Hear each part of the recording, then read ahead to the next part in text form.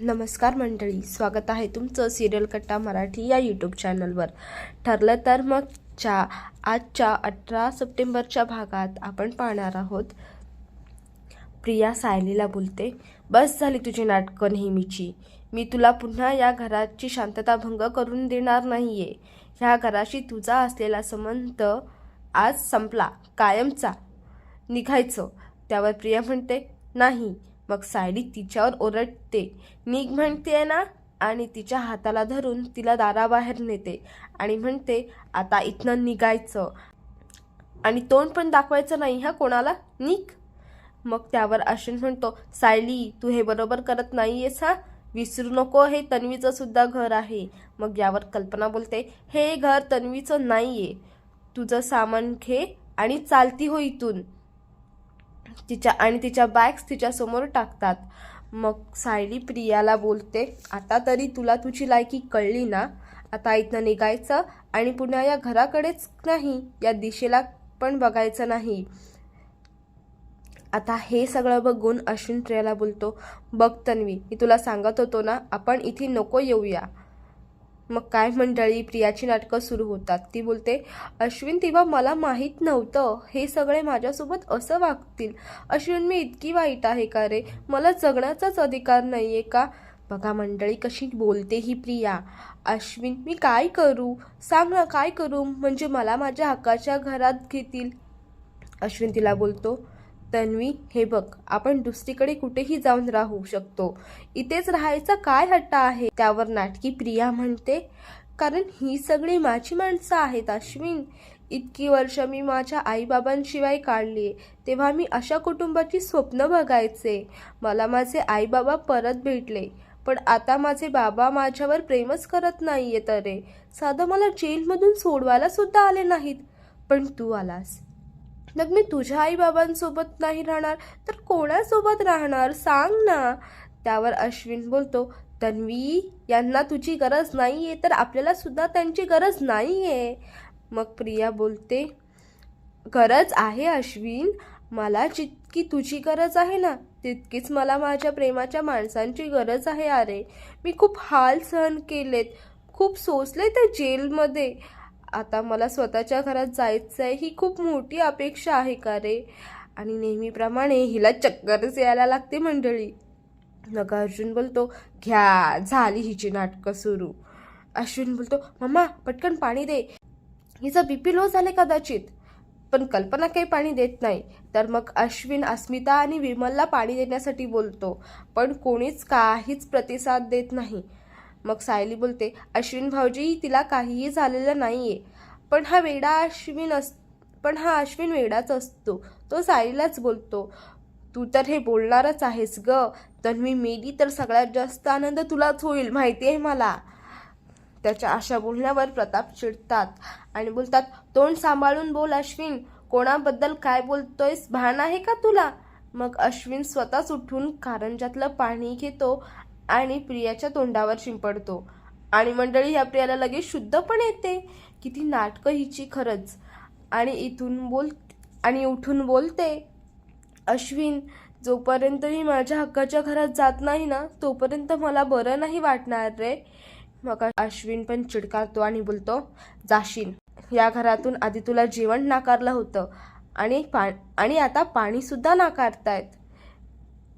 आणि घरच्यांचा राग करू लागतो आणि म्हणतो, पण मी यांचा मास सहन करणार नाहीये. तुला घरात जायचं आहे ना, चल जाऊया. मग अर्जुन पुढे येतो आणि त्याला अडवतो. पण अश्विन त्याला म्हणतो, दादा बाजूला हो, माझ्या हातून काही चुकीचं घडायला नको. मग अर्जुन त्याला दम देतो, तुला सांगितलंय ना, ही मुलगी ह्या घरात येणार नाही म्हणजे नाही. तर इकडे रविराजला ॲडव्होकेट जाधव फोन करतात अभिनंदन करण्यासाठी. रविराज म्हणतात, माझं अभिनंदन कशासाठी. तेव्हा ते तन्वी सुटल्याचं सगळं त्यांना सांगतात. पण रविराज म्हणतात, काय हे कधी घडलं, मला काहीच माहीत नाही आहे आणि काही इंटरेस्टसुद्धा नाही आहे जाणून घेण्याबद्दल. तुम्हीसुद्धा मला फोन करायला नको होता याबद्दल. मग प्रतिमा त्याला विचारते, काय झालं रविराज. मग रविराज सांगतात, तन्वी जेलमधून सुटली आहे. त्यावर प्रतिमा बोलते, अहो पण अशी कशी सुटली? तिला तर 7 वर्षांची शिक्षा झाली आहे ना? त्यावर रविराज म्हणतात, ती कशी सुटली हे जाणून घ्यायची माझी इच्छा नाही आहे. आणि ती जे वागली आहे त्यामुळे तिचं तोंड बघायची पण इच्छा नाही आहे. त्यावर प्रतिमा बोलते, पण आता बघावं लागेल ना? ती जेलमध्ये असताना आपण तिला बघायला गेलो नाही, पण आता ती समोर येईल तेव्हा काय करायचं? किती झालं तरी ती आपली मुलगी आहे हे आपण नाकारू नाही शकत. तन्वीच्या बाबतीत पुढे काय करायचं हे आपल्याला आत्ताच ठरवावं लागेल. तर इकडे सुभेदारांच्या घरी कल्पना अश्विनला बोलते, हे बघ अश्विन, तुला घरात यायचं असेल तर तू येऊ शकतोयस, पण आधी शहाणा हो मगच ये. आणि या मुलीला सांग तिला तिचा मार्ग मोकळा आहे. त्यावर हा वेडा अश्विन कल्पनाला बोलतो, तिचा आणि माझा मार्ग आता आयुष्यभर एकच राहणार आहे मम्मा, तुला कळत नाहीये का? तुम्ही सगळे सुभेदार निर्दयी झालात. मग प्रताप चिडतात आणि त्याला बोलतात, तोंड सांभाळून बोल अश्विन, या खोटारड्या मुलीसाठी तू आपल्या माणसांसोबत भांडण करतोयस. मग प्रिया अश्विनला थांबवण्याचं नाटक करते, अश्विन तू कशाला असं करतोयस, माझ्यासाठी तू नको ना भांडू. मग हिचं नाटक बघून अस्मिता लगेच बोलते, तन्वी गप्प बस हा, तू किती नाटकी आहेस हे सगळ्यात जास्त मला माहिती आहे. माझा साधा भोळा भाऊ तुझ्या नाटकांना फसला असेल, पण मी नाही फसणार. आणि अश्विनला समजू लागते, अश्विन, या मुलीच्या नाटकांचा पाढा मी तुझ्यासमोर वाचू शकेल, पण फक्त आता माझ्यावर विश्वास ठेव. पण हा अश्विन काय जादूटोणा केल्यासारखं वागतो काय माहिती. तो अस्मितालाच बोलतो, नाही नाही, मला आता तुमच्या कोणावरच विश्वास नाहीये. मला फक्त इतकंच कळतंय, माझ्या बायकोला तिच्या हक्काच्या घरात जायचंय आणि मी तिची ही इच्छा पूर्ण करणार आहे. मग सायलीची सुरुवात होते, बोलते, तुमची ही इच्छा कधीच पूर्ण होणार नाही अश्विन भाऊजी, कारण तुमची ही बायको फक्त हे घर पोकळणार आहे आणि ती जिथे कुठे जाईल ना तिथे फक्त दुःखच देईल. मग अश्विन सायलीला बोलतो, तू तर बोलूच नकोस ग, तन्वीला घरात घ्यायचं नाही हे तू ठरवलेस आणि सगळे तुझ्या तालावर नाचतात. घाणेरडे खेळ खेळून तू या घरातले सगळे अधिकार मिळवलेस ना, वा, कॉंग्रॅट्स, आणि टाळ्या वाजवू लागतो.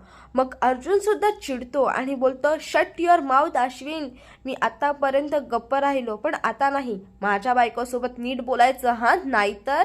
मग अश्विन सुद्धा बोलू लागतो, नाहीतर नाहीतर काय काय करशील, मारशील मला, मार ना मार ना, तुझ्यात हिंमत असेल तर मार. आणि मग अर्जुनचा अश्विनवर हात तुटतो, पण मग सायली त्याला मागे खेचते आणि बोलते, संयम ठेवा नाहीतर नको ते होईल. पण हा अश्विन नुसता सायलीचा राग करतो आणि बोलतो, अगं सगळं तर तुझ्या मनासारखंच होतंय ना, जर दादाने मला मारलं असतं ना तर सगळ्यात जास्त आनंद तुला झाला असता, माहितीये मला. आणि बोलतो, दादा अरे मार ना मार, मला तुझ्या बायकोचं समाधान होऊ दे. पण प्रताप अश्विनला बोलतात, बस कर हा अश्विन, आता हिच्यासाठी घरात मारामारी करणार आहेस का तू.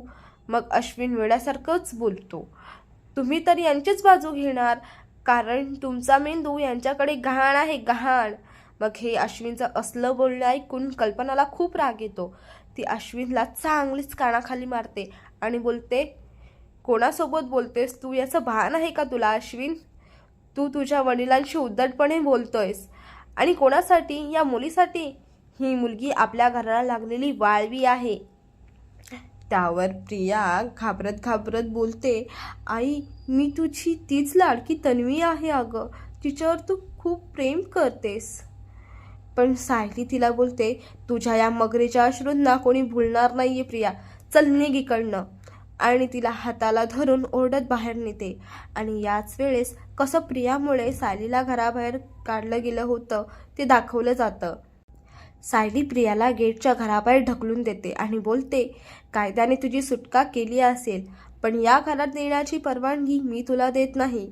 आणि तिच्या बॅगसुद्धा तिच्यासमोर कल्पना आणि अस्मिता फेकतात आणि सगळे आज जाऊन गेट लावून घेतात. इकडे सुभेदार फॅमिली आणि एकीकडे तन्वी आणि अश्विन, असा सीन असतो मंडळी. आणि आता इकडे आपल्याच चुकीमुळे प्रिया सुटल्यामुळे महिपत स्वतःचा फोटो फ्रेम फोडून टाकतो आणि बोलतो, जगातलं जर कोणी बिंडोक माणूस असेल ना तर तो तू आहेस महिपत शिकरे, काल जन्माला आलेली ती पोर तुला भारी पडली. बरोबर बोलत होती ती, तिने तुझं माकड केलंय माकड. मग तिथेच नागराज असतो. तो बोलतो, महिपत शिकरे, राग कंट्रोल करा जरा. या रागानेच तुझा घात केलाय. तिने बरोबर तुझी दुखती नस ओळखली आणि दाबली, त्यामुळे असं भडकलायस तू. त्यावर महिपत बोलतो, लई जालिम पोरगी आहे ती. तरी ती देशमुख बाई बोललीच होती की ही एवढी शातीर आहे ना प्रिया, की तिने पण 5-10 खून केलेत असंच वाटलं तिला. पण ही प्रिया माझ्यावरच उलटेल असं मला वाटलं नव्हतं. आता तिला भोगावं लागणार. त्यावर महिपतचा माणूस बोलतो, तुम्ही फक्त सांगा साहेब, आत्ताच तिचा खेळ खलास करतो. पण नागराज लगेच त्याला गप्प करतो आणि बोलतो, या प्रियाला मारणं परवडणार नाही नागराज शेठ आपल्याला. तिच्याकडे आपला व्हिडिओ आहे, आपला पोल खोलणारा. ती काय बोलली होती आठवतंय ना? तिला जर काही झालं तर तो व्हिडिओ व्हायरल होणार. ती मेली तरी तो व्हिडिओ व्हायरल होणार. त्यावर महिपत बोलतो, नागराज शेठ, म्हणून तर त्या प्रियाला आतापर्यंत चित्ती ठेवली आहे ना. आणि आता तरी तिला कुठे मी मारायचं म्हणून बोललोय. मी म्हटलं तिला भोगावं लागणार. माणूस जिवंत असताना जे दुखतं ते मेल्यावर दुखतं का? नाही ना. तशीच या प्रियाची पण दुखती नस असणार. आणि ती मी अशी दाबणार आहे ना, मग बोलेल, अण्णा सर मला सोडा, अण्णा सर मला जाऊ द्या, अण्णा सर त्यापेक्षा मला मारून टाका, अण्णा सर, अण्णा सर, अण्णा सर असं बोलू लागतो. तर इकडे रात्री सुभेदारांच्या घरी सगळे बसलेले असतात. अस्मिता बोलते, आज तन्वी पाया काय पडली, स्वतःच्या थोबाडीत काय मारून घेतली, रडली काय, सगळी नाटकं होती. सायली, डॅड, मम्मा, आय एम रिअली सॉरी. आजपर्यंत तिच्यामुळे मी खूप वावत गेले. त्यावर कल्पना बोलते, अस्मिता अगं त्यात तुझा काहीही दोष नाहीये. ती मुलगीच काळ्या मनाची निघाली. बघा ना, आता तन्वी सापडावी म्हणून आपण किती वर्ष प्रार्थना केली. पण आता असं वाटतंय तन्वी सापडलीच नसती ना तर जास्त बरं झालं असतं. तेव्हा सगळेच थक्क होतात आणि एकमेकांकडे बघू लागतात. त्यावर कल्पना बोलते, हो, हा विचार आधीच माझ्या मनात आलाय.